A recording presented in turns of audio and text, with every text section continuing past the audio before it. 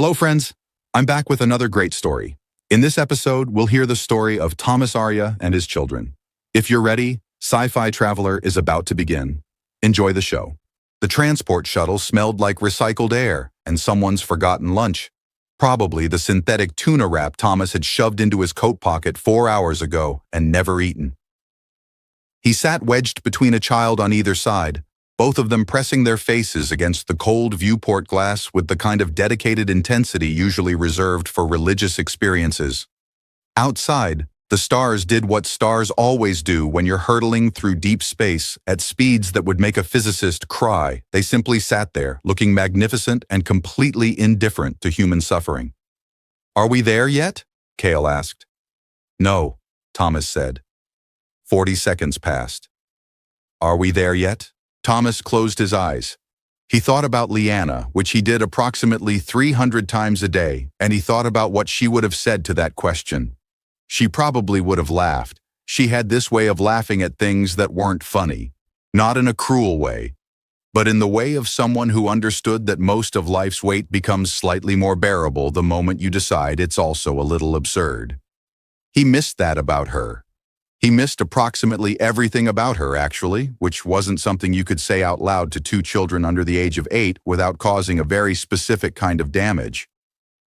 "We're close," he said instead. "Another hour, maybe less."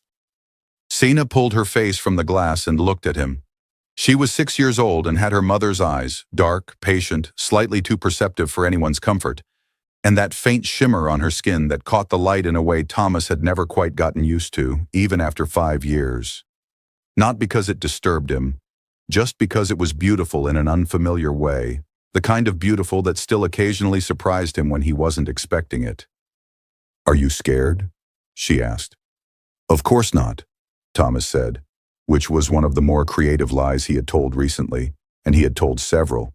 Cale turned from the window at that.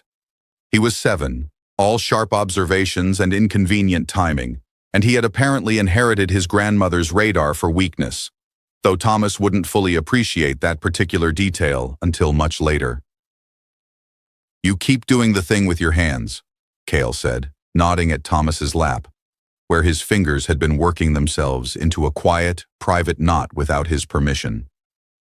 Thomas flattened his hands deliberately on his thighs. "I'm just thinking." "You look like the man in the documentary who had to tell the committee that the probe was lost." "Thank you, Cale.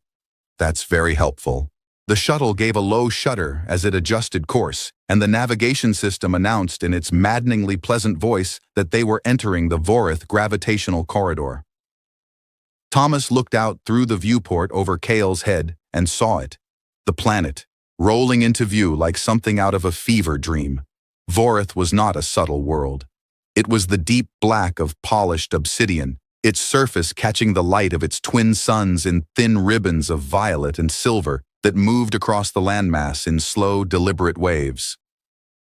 There were no visible oceans, only vast plains that shimmered faintly, and at the northern pole, barely visible from this distance, the dark cluster of structures that made up the palace complex. Angular, enormous, and seemingly designed by someone who had decided that beauty and menace were not mutually exclusive concepts. "Wow," said Sina. "Yeah," said Thomas. "It looks like the inside of a volcano," Kyle said, "except someone cleaned it." Thomas, despite everything, almost smiled. He had been trying to prepare something to say for the entire journey. Something appropriate for the occasion. Something that acknowledged the weight of what they were walking into without terrifying the children, or catastrophically undermining his own ability to function. He had arrived at nothing. The honest version of events was this. He was taking 2 half-alien children across the outer rim to meet a grandmother who didn't know they existed, in a palace that hadn't admitted a human in 400 years because their mother was gone and there was no one else left who had a claim on them. No one except this woman, this queen, this creature of deep time and older blood who had apparently chosen her throne over her daughter and was now going to have to sit with what that choice had cost her. There were probably better ways to spend a Tuesday. The shuttle began its descent. The children pressed back to the glass. Thomas straightened his coat, checked the inside pocket for the 3rd time that hour. The data card was there, Liana's voice recordings and letters, the things she had left behind without explaining why she was leaving them. And he breathed in the smell of recycled air and forgotten lunch and tried to remember that he was doing this because it was right, and that doing the right thing and being ready for it were historically two entirely different categories of experience. The planet rose up to meet them. The twin suns cast long shadows across the obsidian plains. Somewhere down in all that ancient dark, a gate was waiting. And Thomas, who was 34 years old and had once cried at a nature documentary about migratory birds, was about to knock on it. The landing pad was carved directly into the obsidian rock, which meant that when the shuttle's door opened and the ramp extended, Thomas stepped out onto a surface that reflected his own face back at him in a long, distorted smear. He looked tired. He looked like a man who had been living on shuttle food and anxiety for 3 weeks. He looked, if he was being honest with himself, like exactly the kind of person you would not expect to be delivering 2 children to an immortal vampire queen. And yet here he was, doing precisely that. Cale stepped off the ramp and immediately crouched to look at his reflection. "My head looks enormous," he said, with what sounded like genuine scientific interest. "It's always been enormous," Sina told him. "That's not children," Thomas said quietly, and something in his voice must have carried the particular frequency of a man who was holding himself together through sheer organizational willpower, because both of them stood up and moved to his sides without further argument. He put a hand on each of their shoulders and looked ahead. The obsidian gates of Vorith Palace were not what he had imagined, and he had imagined quite a lot. They were taller than the shuttle by a factor that made him feel briefly and profoundly geological, the kind of small you feel when you're standing at the base of something that was built without you in mind. The gates were black as the planet's surface, etched with patterns that moved slowly and continuously, like a script being written and rewritten in real time. Thomas had read that the inscriptions were in Old Varithian, the language of the Eternal Court's founding era, and that they recorded, in rolling, cycling verse, the names of every soul the court had ever claimed. The script moved in part because the list was never finished. He decided not to share that particular piece of context with the children. The gates recognized them before he had a chance to do anything as practical as knock. He felt it happen, a low vibration through the rock beneath his feet, a sound at the very bottom of hearing, more sensation than noise. Sina inhaled sharply and pressed closer to his side. The jade shimmer on her skin pulsed once, very faintly, like a candle responding to a draft. Then the gates began to move. They opened inward, slowly, with the kind of profound mechanical authority that suggested they had done this 10,000 times and would do it 10,000 more, and found the whole business neither impressive nor inconvenient. Beyond them was a corridor of black stone that stretched further than the light from the twin suns could reasonably follow. Wall-mounted fixtures cast a cool, silver-blue illumination that had no visible source, just light, present and precise. As if the palace itself had decided that darkness was a stylistic choice it no longer endorsed. 3 figures emerged from the corridor. Thomas had read about the palace guard too. He had done, in retrospect, a somewhat obsessive amount of reading in the 3 weeks since Liana's last instructions had made clear where the children needed to go. The guard were selected from among the Vorithian extended bloodlines, not the royal line, but close enough to share certain characteristics. They were tall. They were silver-eyed. They carried a kind of stillness that made Thomas think of deep water, the kind of deep where light stops bothering, and their ears, the same elegant, tapered shape as Liana's had been, the same shape he could see on Sina and Cale if he looked, which he tried not to do too often because it still hit him somewhere unguarded, caught the silver-blue light, and held it. The guard in the center looked at Thomas with the expression of someone who had been asked to accept a delivery that was not what they ordered. "You are the human," the guard said. It was not entirely a question. "Thomas?" he confirmed. "Yes, I'm the human." He paused. "There's only the one of me." The guard's silver eyes moved to the children. Something shifted in that gaze. Not warmth exactly, but a form of recognition that was clearly involuntary and clearly significant. The guard on the left made a small sound, quickly suppressed. Thomas got the impression that involuntary sounds were not common among palace guard, and that this one would be thinking about it later. Kale looked up at the central guard with total fearlessness and said, "Your eyes are the wrong color." "Kale," Thomas said, "I'm just saying." "I know what you're saying. Please stop saying it." The central guard looked down at Kale for a moment with an expression Thomas genuinely could not read. Then, with the gravity of someone performing a sacred function, the guard said, "The children carry the Queen's blood."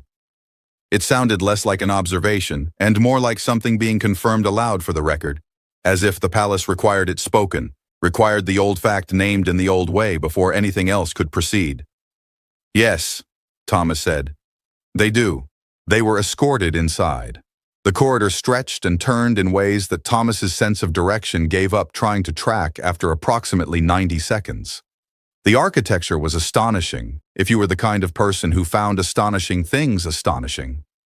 Soaring ceilings, carved with the same living script as the gate, hallways wide enough to land a mid-range freight vessel, rooms glimpsed through open archways that appeared to contain furniture scaled for beings considerably larger than anyone Thomas had ever met. Sina walked with her head tipped back, watching the ceiling. Kyle walked with his hands clasped firmly behind his back, which was a posture he had developed recently that Thomas suspected came from a nature program about scientists. They reached an antechamber. The guard stopped them there. "The Queen will descend," the central guard said. "When she is ready." Thomas nodded. He found a bench along the wall, sat down, and began the ancient and universal human practice of waiting in a place where he was very far from certain he was welcome. The antechamber was, in Thomas's considered opinion, the single most intimidating room he had ever sat in, and he had once sat in a university disciplinary hearing where they had genuinely used the phrase, "This will follow you." The walls were black marble shot through with veins of deep violet that pulsed softly, rhythmically, like something breathing. The ceiling was so high it was effectively theoretical. The bench he was sitting on was comfortable in the way that very expensive, very old things are comfortable. Not designed for comfort exactly, but arrived at it through sheer quality of material. He sat on it and felt slightly unworthy of the upholstery. The children had been given something to drink. One of the secondary guards, younger, Thomas thought, though it was genuinely hard to tell with Varethians, had appeared with two small vessels of something that glowed a faint, warm amber and smelled like citrus and pine and something else entirely, something with no human equivalent that his brain kept trying and failing to categorize. Sina had accepted hers with both hands and a very formal thank you. Kale had immediately asked if it was going to make him glow more.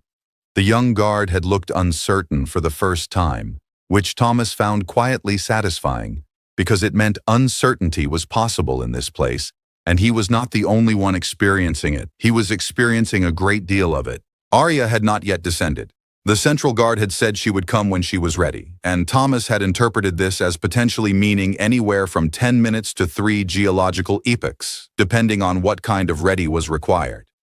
He was trying to be patient. He was trying to think of himself as a person who could wait calmly in a room where the walls breathed and the ceiling didn't end, and somewhere above him, at the top of a black marble staircase he couldn't yet see, a queen who had outlived entire star systems was presumably doing whatever immortal vampire queens did before receiving unexpected grandchildren. He suspected it did not involve the kind of nervous energy he was currently generating. "Thomas," Sina said, "What if she doesn't like us?" He looked at her. She was sitting very straight, both hands wrapped around her amber vessel, watching him with those patient, too perceptive eyes. The shimmer on her skin was quieter now, the way it always went when she was thinking hard about something, as if her body redirected its resources inward when she needed them most.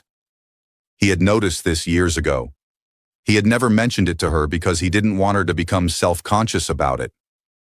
It was one of the things he knew about her that he kept gently, privately, the way you keep things that aren't yours to share. "She'll like you," he said. "That part I'm not worried about." "What part are you worried about?" "The upholstery," he said. "I think I'm sitting on something historically significant." Sina almost smiled. Almost. She was 6 and already had an almost smile that could stop a room, which was another thing she had from Liana. Kale had finished his drink and was now standing in the center of the antechamber with his arms slightly out from his sides, rotating very slowly on one heel. "The gravity is different here," he announced, to no one in particular. "It's about 4% heavier, maybe 5. "Please stop spinning," Thomas said. "I'm not spinning, I'm calibrating." "You're 7. 7.5. Thomas decided not to pursue this line of argument. He leaned back against the wall and looked up at the ceiling, which offered no comfort but was at least consistent. He thought about the data card in his pocket. He thought about whether he would give it to Arya tonight or whether that was the kind of thing you worked up to gradually. He thought about Liana's voice on those recordings. Unhurried, clear, the particular cadence she had when she was saying something she'd been thinking about for a long time. She had recorded them 3 months before the end, when she still sounded like herself. He hadn't been able to listen to all of them yet. He'd managed 4. The 5th one had her laughing at something she'd said just before she pressed record, and he'd had to stop at that, at just the laugh, at just the sound of her finding something funny in whatever private moment had preceded the recording. And he hadn't gone back yet. He was aware this was not something he needed to be thinking about right now. He sat up straight and rolled his shoulders back. Then the lights changed. It was subtle. A shift in the silver-blue illumination, a deepening, a directional pull that drew the eye toward the far end of the antechamber where an archway opened onto a staircase that Thomas had somehow not noticed before, which said a great deal about either the palace's architecture or his own rattled perceptual state.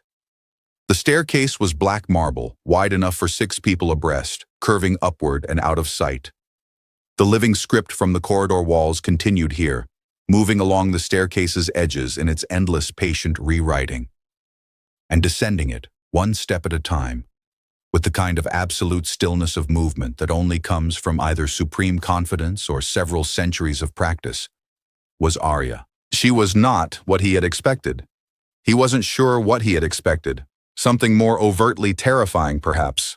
Something that announced itself with more obvious menace.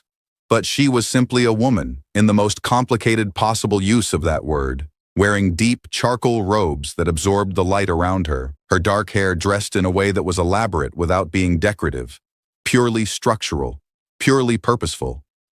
Her ears, he saw them when she turned slightly on the staircase, the elegant taper of them catching the light, matched the shape he knew from Liana's, from Cena's, from Kale's, and something in his chest moved painfully at that, at the continuity of it, at the way a bloodline writes itself in the body across time and distance. Her eyes, when they found him, were black, not dark brown. Black, the way Vorith was black, the way the gates were black, absorbing rather than reflecting. She looked at him for exactly 1 second. Then she looked at the children, and the descent slowed. Kyle had stopped calibrating. Cena had stood up, her vessel held carefully in both hands, watching the staircase with an expression that was trying very hard to be neutral and not quite managing it. The antechamber, which had simply been quiet before, became something different. Became the specific silence of a moment that knows it is a moment, that knows something is happening inside it that will not unhappen. Arya descended the last few steps and stopped. She was 3 steps from the children. Thomas stood. He didn't plan to. His body simply decided that this was a moment for standing. Her lips parted. She looked at Kale, then at Cena, then at the shimmer on their skin that carried her daughter's blood and her daughter's world in its faint jade light. And the expression that crossed her face, across the face of a woman who had ruled worlds, who had outlived stars, who had held entire civilizations in the long patience of her attention, was not regal. It was not composed. It was simply the expression of someone who has just understood the full cost of something they chose long ago, arriving all at once, carried in the faces of 2 small people who had no idea what they were doing to her. Her voice, when it came, was barely a breath. "Are these my grandchildren?" Nobody moved. Thomas had the peculiar sensation of being inside a painting. Everything arrested, everything held, the silver-blue light falling across the antechamber like something poured rather than cast.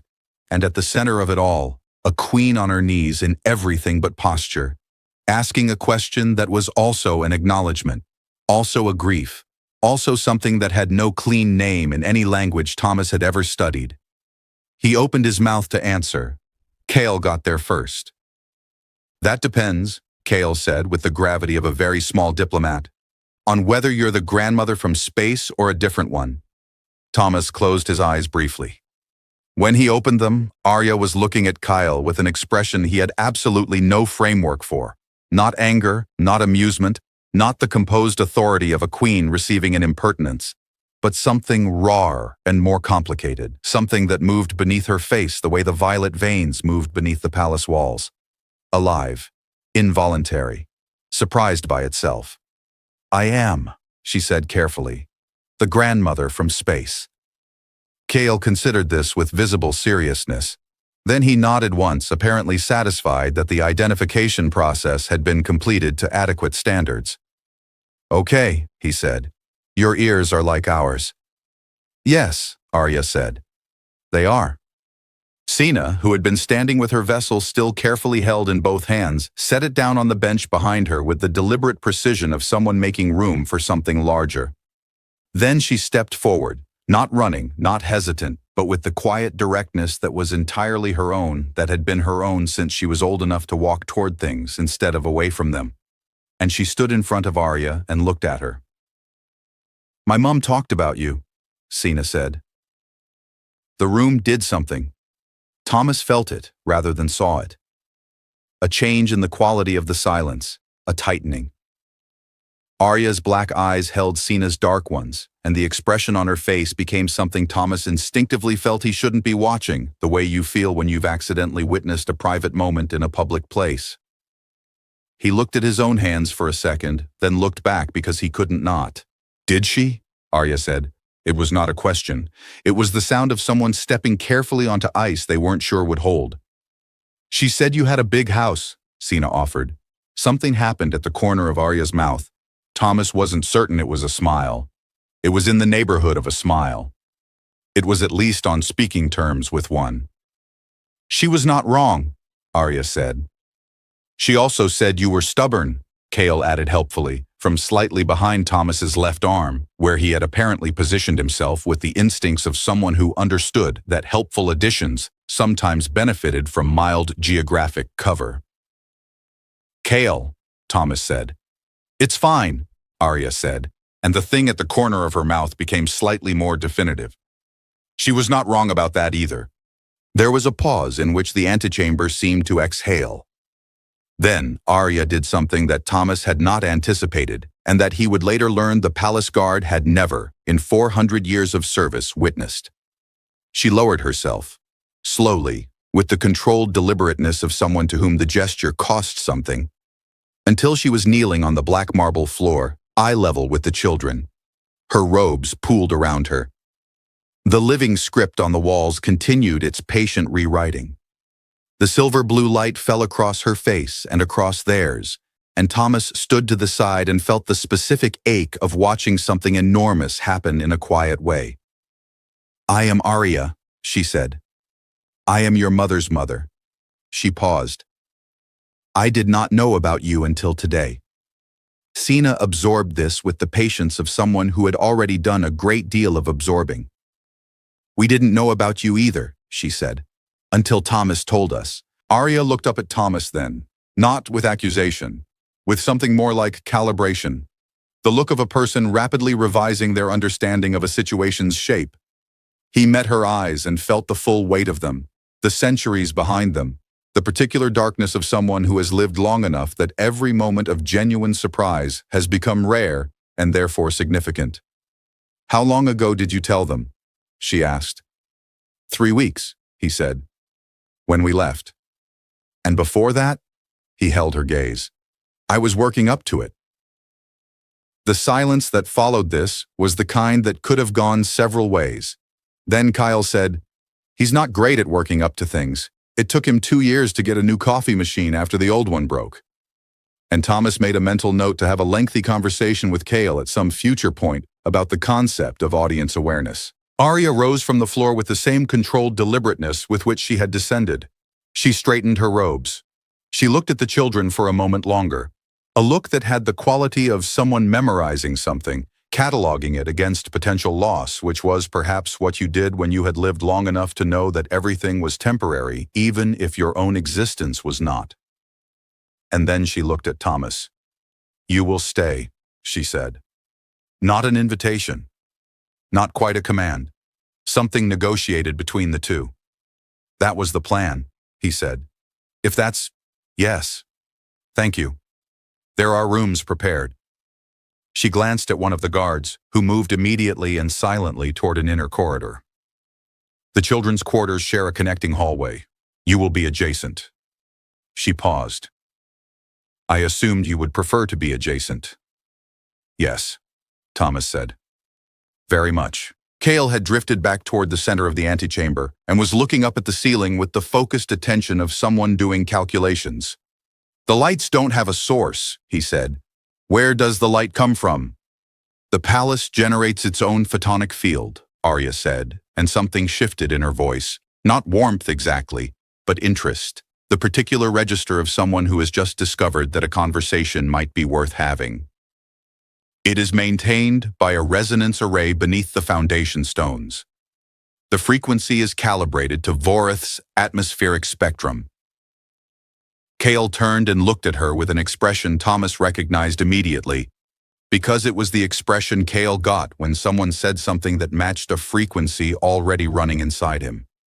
Pure, uncomplicated recognition. "Can I see it?" he asked. Arya looked at him for a moment. Then she said, "Perhaps tomorrow."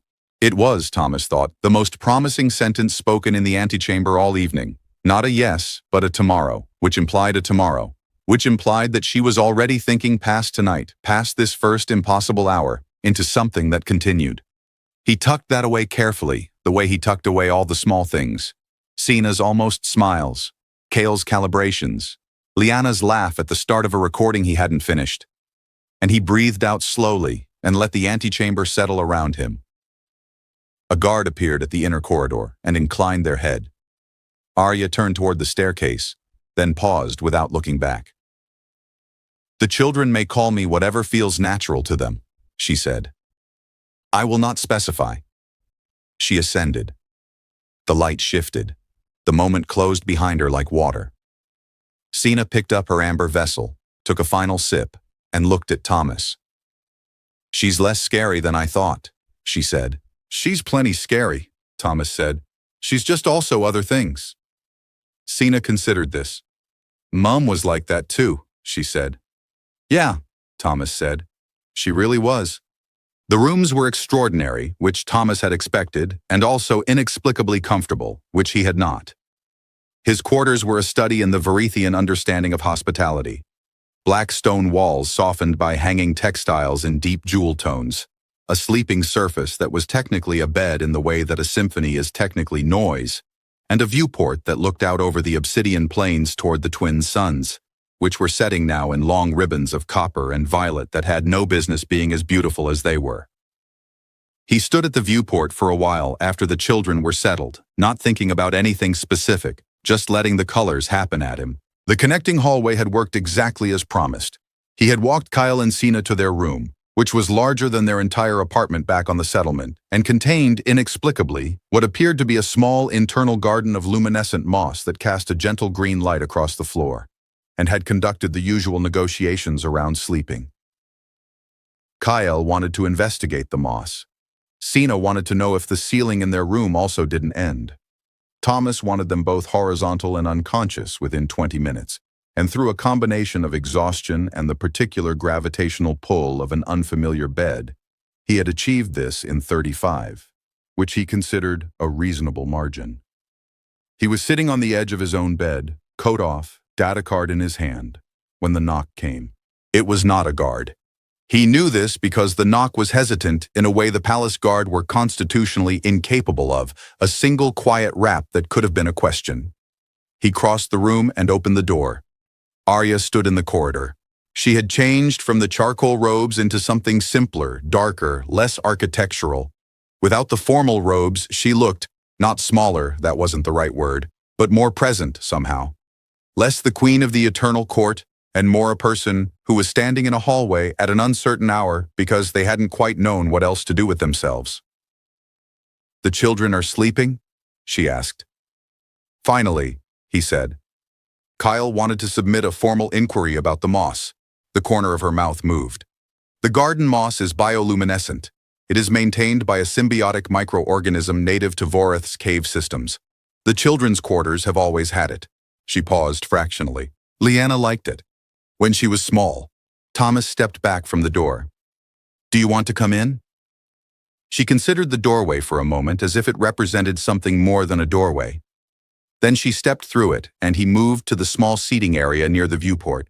2 chairs, low table, the twin suns now fully set and replaced by a sky full of stars that were not the stars he knew. And they sat. And the silence between them was the particular silence of 2 people who have a great deal to say and no established language for saying it. "How did she die?" Arya asked. Directly, cleanly, with no preamble. He appreciated this more than he could have articulated. "Cortical degradation," he said. "A condition affecting the neural integration pathway. It's more common in mixed heritage individuals. The research is still fairly new. It progressed over about 8 months. The last 2, she was mostly herself, just quieter, more tired." He looked at the viewport. "She didn't suffer as much as I thought she would.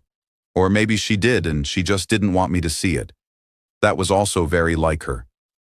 Arya was quiet for a moment. "When did you know she was ill?" "About 10 months before the end. She told me the day after she got the diagnosis. She sat me down with tea. She always made tea for difficult conversations. I think it gave her hand something to do. And she told me. Then she told me about you." Arya's eyes moved to him. "She told you about me." "Not everything. Enough." He turned the data card over in his fingers. "She told me that she had a mother who ruled a world and that they had been estranged for a long time and that the estrangement was, she said it was mutual. She was very precise about that. She didn't want me thinking it was one-sided." Something moved through Arya's face at that, something that arrived quickly and was controlled quickly, but not quickly enough. "She was generous," she said, and the word came out stripped of its formality, just the plain fact of it. "She was," Thomas said, relentlessly, a silence that was slightly different from the previous one. Outside, Voreth's sky had gone to deep black, and the stars were sharp and numerous in the way that stars are when there is no atmospheric scatter to soften them. Thomas had grown up on a station with artificial lighting and a viewport the size of a dinner table, and he had never quite gotten used to the scale of an actual sky, the way it just kept going, the way it implied distances that the human brain could acknowledge intellectually and never truly feel. "The data card," Arya said. She wasn't asking. Her eyes had gone to his hand. "She left recordings," he said. "Messages. Letters, some of them. She dictated them. Toward the end, when typing was difficult." He held the card for a moment. "I haven't listened to all of them. I don't know which ones are for me and which ones." He stopped. "I assumed some of them were for you. I didn't look. I thought that should be your decision." Arya looked at the card for a long time. The violet veins in the walls pulsed their slow, rhythmic pulse. Somewhere in the palace, something made a sound like a low bell, a single tone, then nothing. "What was she like?" Arya asked. "In the years I did not see her." Thomas thought about how to answer this honestly, and found to his mild surprise that he had quite a lot of material to work with. "Chaotic," he said. "In the best way. She had 17 plants in our apartment, and she named all of them after historical figures and talked to them when she thought I wasn't listening." He smiled at the viewport. "She was a terrible cook and completely refused to acknowledge it. She burned water once. I don't know how. I still don't know how." He paused. "She was brilliant. She worked in xenobiological interface research, cross-species neural communication, trying to build translation frameworks that worked below the language level, below the conceptual level, right down at the emotional substrate. She believed that most interspecies conflict came from failures of feeling rather than failures of understanding." He glanced at Arya. "I think she might have been right. Arya was very still in the way that very old things are still. Not absence of movement, but its perfect suspension. She always believed that, she said. Even as a child. She would mediate arguments between the palace staff and find the feeling underneath the argument and simply name it. And then there was nothing left to fight about. She paused. It infuriated me sometimes. The ease of it. It infuriated me too, Thomas said. She could diffuse any argument I tried to have, which was very inconvenient when I was actually right. Arya made a sound. It was small and brief and entirely involuntary, and it took Thomas a half-second to understand that it was a laugh, a real one, unguarded, surprised out of her by the image of it. She caught it quickly, but she had laughed, and the room felt different afterward, fractionally warmer, as if the bioluminescent moss had extended its reach somehow. She sounds, Arya said carefully, like she was very happy. Thomas looked at her. She was, he said. Not always. Not without difficulty. But yes, mostly, she was very happy. Arya accepted this with a nod that was also a form of thanks. She stood then, straightening her robes, reassembling the composure that had loosened at its edges over the last hour, and Thomas stood with her out of the same instinct that had made him stand when she descended the staircase. Not deference exactly, just a recognition that something significant was in the room with him and deserved the acknowledgement of his full height. The data card, she said. Keep it for now. I will tell you when I am ready. Of course, he said. She moved toward the door, then paused. Without turning, she said, The boy, Kale. He asked about the resonance array. He did, Thomas said. I will show him tomorrow, she said, if you have no objection. Thomas thought about Kale's face in the antechamber, that flash of pure recognition, frequency, meeting frequency. He'll talk about it for a week, he said. Good, said Arya, and she stepped into the corridor, and the door closed softly behind her, and Thomas stood in the room with the card in his hand and the stars outside doing their vast, indifferent thing, and felt, for the first time since leaving the settlement 3 weeks ago, that he had perhaps brought the children exactly where they needed to be. Morning on Vorith arrived without announcement. There was no gradual brightening, no slow warmth of a single sun climbing a familiar sky. Instead, the twin suns simply appeared above the obsidian horizon together, as if they had agreed on a time and kept to it, flooding the plains with that doubled copper-violet light that turned everything it touched into something slightly more than itself. Thomas stood at his viewport and watched it happen, and thought that it was one of the most alien things he had seen on this entire journey, which was saying something, because he had also watched Kale attempt to explain the concept of competitive eating to a palace guard yesterday afternoon, and that had been fairly alien too. The guard, to their credit, had listened with complete seriousness. They had then asked 3 clarifying questions. Kyle had answered all 3. Thomas had stood in the corridor outside the resonance array chamber where Arya had spent 2 hours showing Kale the photonic infrastructure of the palace in extraordinary detail, waiting to collect his child, and had eavesdropped on the whole exchange with the helpless affection of a man who had long since accepted that Kale was simply going to be Kale in every conceivable environment, and there was nothing to be done about it. Sina had spent that same time in the palace's lower archive with one of the senior court attendants, looking at botanical records. Vorithian botanical records, Thomas had learned, were not dry taxonomical documents, but living texts, bound in material that responded to touch, that changed color in the presence of the bloodline that had commissioned them, that held pressed specimens of plants from a dozen worlds within their pages, like secrets kept in amber. Sina had emerged from the archive 3 hours later with luminescent moss on her sleeve and an expression of profound, satisfied quiet that Thomas recognized as her version of joy. He hadn't asked her what she'd found. He had simply walked beside her back to the connecting hallway, and she had taken his hand without looking at him, and he had held it all the way to her door. That had been yesterday. This was now.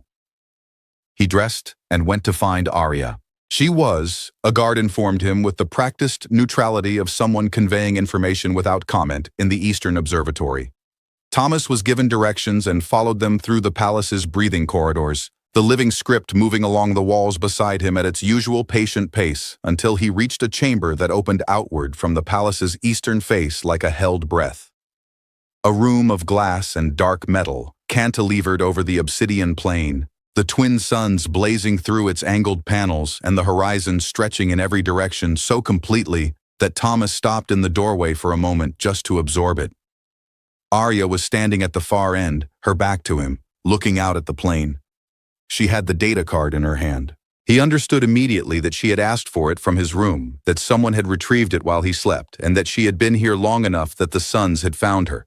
He understood also that he should say something, or not say something, and he chose not, and came to stand beside her at the viewport, a respectful distance away, and looked out at Vorith. After a while she said, "I listened to 4. "Which ones?" he asked, and then immediately said, "You don't have to tell me." "The first was practical," she said.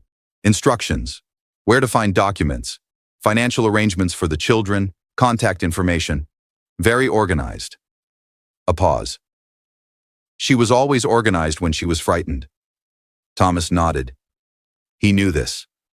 He remembered the lists she had started making, quiet, precise lists of everything that needed to be in order, and how he had understood without being told what the lists meant. "The second was about the children," Arya said. "Kale, Sena, their habits, their fears, their favorite things. She described them for 40 minutes. She stopped. When she continued, her voice was level, but the levelness cost something.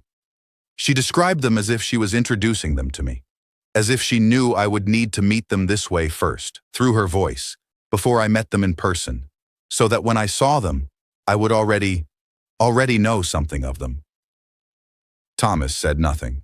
He was looking at the horizon and not trusting his own voice very much. "The third was about you," Arya said. He looked at her then.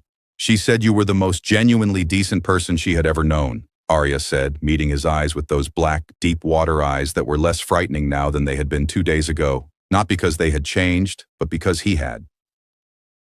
"She said you were stubborn in a quiet way, which was the most effective kind of stubborn. She said you would get the children here because you were the kind of person who finished things, even difficult things, especially difficult things, and that you would probably be polite about it in a way that was actually mildly irritating." She paused. Those were her words. Thomas laughed. It came out rough at the edges, imperfect, honest. "That sounds right," he said. "She asked me to trust you," Arya said. "Not to trust your intentions. She said those were obvious, but to trust your judgment, about the children, about what they need." She looked back at the plane. "She said you knew them better than anyone alive, and that this was a fact she had made sure of, and that she was not afraid for them because of it." The observatory was quiet around them. The twin suns climbed. Thomas held the words Lyanna had left for this moment, had prepared for this moment, had aimed at this moment from months away, from the far side of everything, and felt the particular grief of being loved carefully by someone who had known they were leaving. "What was the fourth?" he asked. Arya was quiet for a long moment. "For me alone," she said simply. He nodded. "Of course." They stood together at the viewport for a while, not filling the silence, just occupying it alongside each other the way people do when they have passed some threshold of acquaintance and arrived somewhere that doesn't require constant maintenance. Outside, on the obsidian plain below the observatory, 2 small figures had appeared. Thomas recognized them immediately. Kale moving in his calibrating way, arms slightly out, and Sena walking with her head tipped back toward the twin suns, which you were probably not supposed to look at directly, but which she was looking at anyway, because she had her mother's particular relationship with rules that seemed arbitrary to her. 2 palace guards walked at a careful distance behind them, maintaining the posture of people who were ostensibly supervising and were in fact simply following children who had decided to go somewhere. "She sent them to a place she had chosen not to be," Arya said. It wasn't an accusation. It was simply the shape of the thing, stated plainly. The way you state something once you have decided to stop not saying it. "Yes," Thomas said. "I chose not to be in her life," Arya said. "And she chose not to be in mine, and then she was not in anyone's life anymore." She watched the children on the plain below. I have ruled for 4 centuries, she said. I have made decisions that shaped the fates of worlds. I have never once found a way to make the personal ones feel like decisions. They feel like gravity, like simply falling in the direction you were already facing. Thomas thought about this. I think that's true, he said. I also think that's the thing you can change, not the falling, but which way you're facing when you start. Arya looked at him. He got the impression she was recalibrating him slightly, revising an estimate upward. It was not an unpleasant feeling. Lyanna said you were occasionally wise, she said. She said it was inconsistent and therefore more surprising when it happened. I'll take it, he said. Below, Kale had apparently found something in the obsidian rock worth investigating, because he had crouched down with his nose approximately 2 centimeters from the surface. Cena crouched beside him. The guards exchanged a glance that Thomas, even from this distance, could read as the particular look of people reconfiguring their expectations for the foreseeable future. Arya watched them, and on her face was the expression Thomas had seen in the antechamber, the one that had no clean name, that lived in the space between grief and wonder, between loss and continuation. But it was different now than it had been then. Then it had been arriving, now it was settling, finding its shape, becoming something she was learning to carry rather than something that was carrying her. They will want to come back, she said, after you leave. They will want to return here. Yes, Thomas said, they will. And you, she said. Will you bring them? He looked at the children on the plain, the twin suns above them, the obsidian world around them that was part of what they were, that had been waiting for them without knowing it. He looked at the data card in Arya's hand, at everything Lyanna had aimed carefully forward into a future she would not see. He thought about the apartment back on the settlement, the 17 plants he had kept alive, the names he still used when he talked to them, because the habit was Lyanna's and he had not been willing to let it go. Yes, he said, I'll bring them. Arya nodded once, slowly, the nod of a woman who had spent 4 centuries making decisions and recognized the weight of a small one done right. She looked back at the plain. The children were standing now, Kale showing Cena something in his palm, both of them luminous in the doubled light, their faint jade shimmer catching the twin suns and giving it back as something entirely their own. She chose well, Arya said quietly. In you. Thomas didn't answer right away.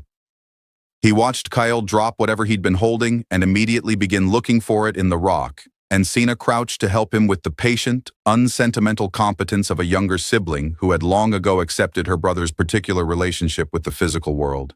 He watched the guards watch the children. He watched the twin sons do their doubled, indifferent, magnificent thing. She always did, he said. And the observatory held them both in its light, and the plain stretched out below, and the obsidian gates of Vorith Palace stood open for the first time in 400 years, and showed no sign of closing. There is a particular kind of love that doesn't announce itself. It doesn't arrive with ceremony or declaration. It simply shows up, in a hand held on the way to a door, in a coffee machine replaced 2 years too late, in 17 plants kept alive because letting them die would mean letting something else die too. It shows up in a data card, carried across the outer rim, in a coat pocket, in a recording made by someone who knew they were leaving and chose, despite everything, to aim their love carefully forward into a future they would never see. Thomas didn't set out to be the person who carried all of this. Nobody sets out to be that person. You simply find yourself at a threshold one day. Maybe not an obsidian gate on a planet with 2 suns, but a threshold nonetheless. And you realize that love has been making decisions on your behalf for quite some time, and that the only real question was whether you were going to keep up with it. Arya ruled worlds, she outlived stars, and she was undone by 2 small children who smelled like the color green and asked too many questions about gravity. Because that is the other thing about love. It does not care about your resume. It does not consult your history or your titles or the number of centuries you have managed to survive. It simply finds the crack in the wall and grows through it, the way bioluminescent moss grows through obsidian, quietly and persistently and without asking permission. The gates of Vorith were closed for 400 years. It took 2 children and 1 quietly stubborn human man to open them. which raises a question worth sitting with. Not about alien queens or obsidian palaces, but about the gates in your own life. The ones you have kept closed, the ones you have been facing away from, the ones that might open if you simply showed up at them carrying the right thing. What are you carrying? And who have you not yet delivered it to? Leanna knew she was leaving. She spent her remaining time not in bitterness, not in bargaining, but in careful, deliberate love. She made lists. She recorded voices. She aimed her people at each other across distances she would not be able to cross herself. She did not waste the time she had on the time she wouldn't have. That is the thing that will stay with you, if you let it. You do not have to be dying to live like that. You just have to decide to. Yes, friends, we've come to the end of another Sci-Fi Traveler story. Please don't forget to like the story, leave your thoughts in the comments below, and subscribe to Sci-Fi Traveler for more science fiction stories. The next Sci-Fi Traveler story will be released very soon. See you in the next episode.